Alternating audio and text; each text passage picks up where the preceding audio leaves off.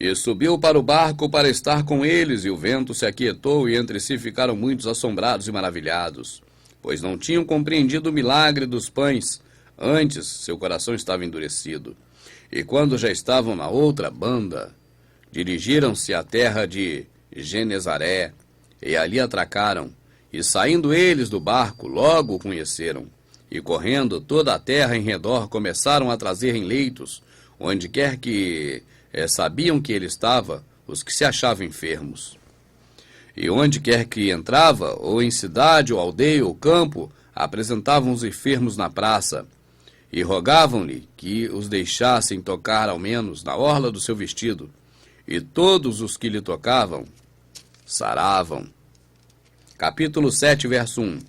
E ajuntaram-se a eles os fariseus e alguns dos escribas que tinham vindo de Jerusalém, e vendo que alguns dos seus discípulos comiam pão com as mãos impuras, isso é, sem lavar, os repreendiam, porque os fariseus e todos os judeus, conservando a tradição dos antigos, não comem sem lavar as mãos muitas vezes. E quando voltam do mercado, se não lavarem, não comem. E muitas outras coisas há que receberam para observar como lavar os copos, os jarros, os vasos de metal e as suas camas. Depois perguntaram-lhe os fariseus e os escribas: por que não andam seus discípulos conforme a tradição dos antigos, mas comem o pão com as mãos por lavar? E ele, respondendo, disse-lhes: bem profetizou Isaías acerca de vós, hipócritas, como está escrito: este povo honra-me com os lábios, mas seu coração está longe de mim. Em vão, porém, me honram, ensinando doutrinas que são mandamentos de homens. Porque deixando o mandamento de Deus, retendes a tradição dos homens, como o lavar dos jarros, dos copos, fazei muitas outras coisas semelhantes a estas. E dizia-lhes: bem invalidais o mandamento de Deus, para guardardes a vossa tradição.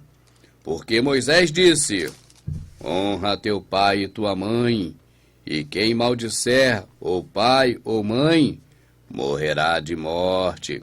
Porém vós dizeis: se o homem disser ao pai ou à mãe, aquilo que podereis aproveitar de mim é corbã, isso é oferta ao Senhor. Nada mais lhe deixeis fazer por seu pai ou por sua mãe, invalidando assim a palavra de Deus pela vossa tradição, que vos ordenastes, e muitas coisas fazeis semelhante a essas. A lei de Moisés dizia que a pessoa quando errava e pecava era réu de morte, mas para não morrer, essa pessoa apresentava ao sacerdote um sacrifício, e então era pagada a iniquidade. E aqui o Senhor Jesus está repreendendo aqueles homens, porque eles já não estavam mais cuidando de observar a lei de Moisés, mas deixava com que as pessoas pecassem, bastando para isso apenas que a pessoa levasse qualquer tipo de oferta, ou a oferta específica, mas levasse a oferta e oferecesse no altar.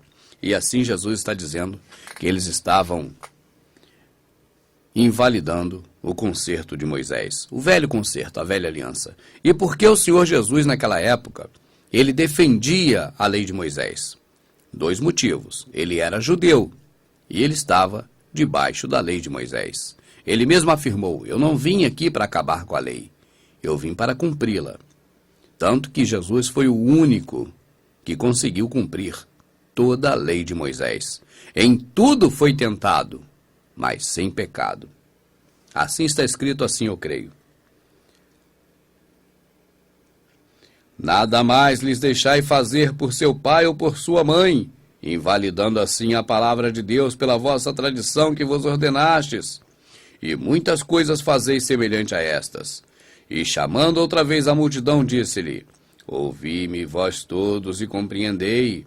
Nada há fora do homem que, entrando nele, o possa contaminar, mas o que sai dele, isso é o que contamina o homem. E sabe o que contaminou o homem hoje, meu amado? O homem que acha que está indo para o céu, O que contaminou ele foi justamente o que saiu da boca de outros homens, dizendo que a Bíblia é a palavra de Deus, enquanto a palavra de Deus não é um livro, é o Senhor Yahushua, o Salvador, dizendo que isso aqui, objeto, livro, ele é todo cercado de uma santidade, alguma coisa desse tipo, enquanto na verdade é apenas um livro feito por homens, e que colocaram nesse livro a Escritura Sagrada, do jeito que eles queriam, manipulando tudo para o entendimento deles. Mas esses homens já falaram para muita gente que a pessoa, mesmo sendo igreja, tem que ir para o templo, porque o templo eles dizem que é a igreja. A denominação também eles dizem que é a igreja.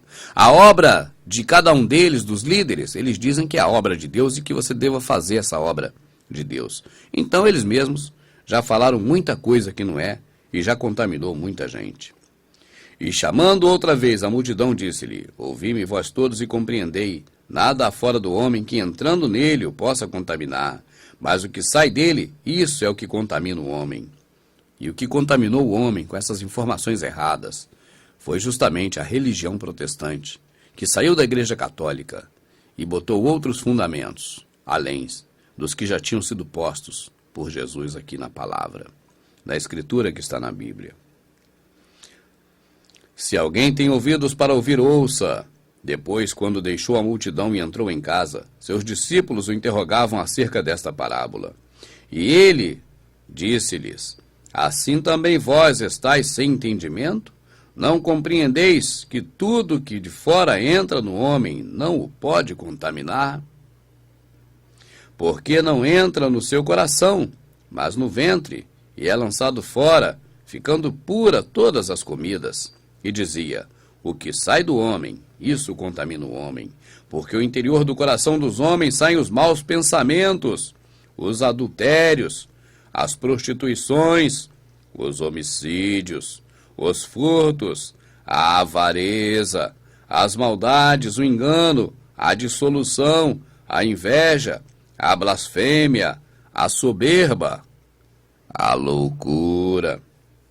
Todos esses males procedem de dentro e contaminam o homem. E levantando-se dali, foi para os termos de Tiro e de Sidom, e entrando numa casa, não queria que alguém o soubesse, mas não pôde esconder-se, porque uma mulher cuja filha tinha um espírito imundo, ouvindo falar dele, foi e lançou aos seus pés. E essa mulher era grega, sirofenícia, de nação, e rogava-lhe que expulsasse de sua filha o demônio. Mas Jesus disse-lhe: deixa primeiro saciar os filhos, porque não convém tomar o pão dos filhos e lançá-los aos cachorrinhos. Quem são esses cachorrinhos aqui que Jesus está falando debaixo da lei de Moisés, meu amado?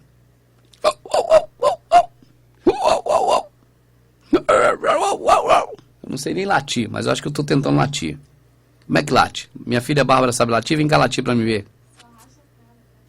É minha filha que está aqui pertinho de mim. Quem é o cachorrinho que Jesus está falando?